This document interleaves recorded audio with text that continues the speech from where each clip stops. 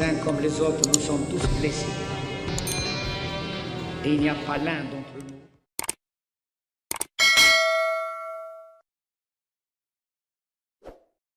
Le message de Shangri-La à Samson.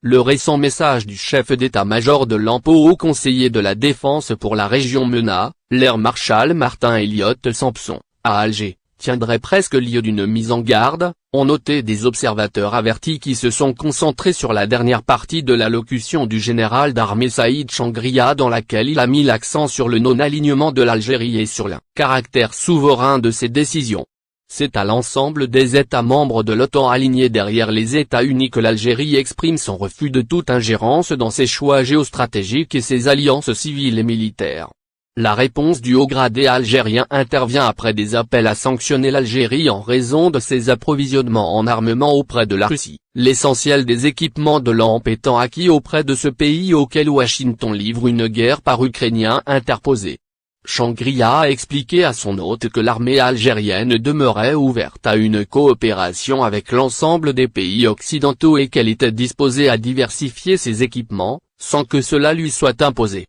Il répond ainsi indirectement aux membres de la Chambre des représentants américains qui ont appelé le secrétaire d'État, Anthony Blinken, à mettre l'Algérie au banc de la communauté internationale après avoir souverainement, et sans céder aux pressions, voté contre l'exclusion de la Russie du Conseil des droits de l'homme de l'ONU et continué à adopter une position médiane dans le conflit qui fait rage entre les deux voisins de l'Est de l'Europe.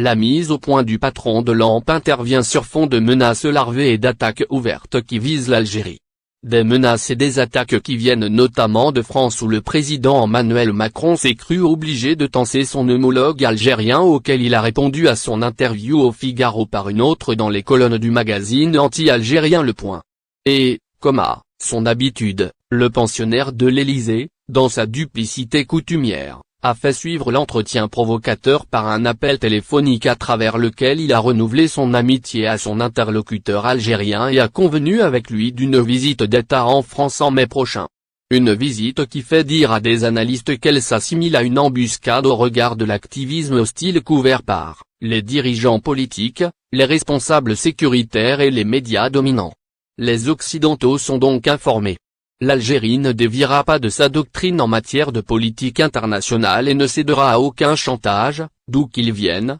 d'autant que la décision d'Emmanuel Macron de porter le budget militaire de la France à 400 milliards de dollars a donné raison à l'armée algérienne qui consacre des sommes conséquentes pour la modernisation de son armement et la permanente préparation de ses troupes pour contrer toute agression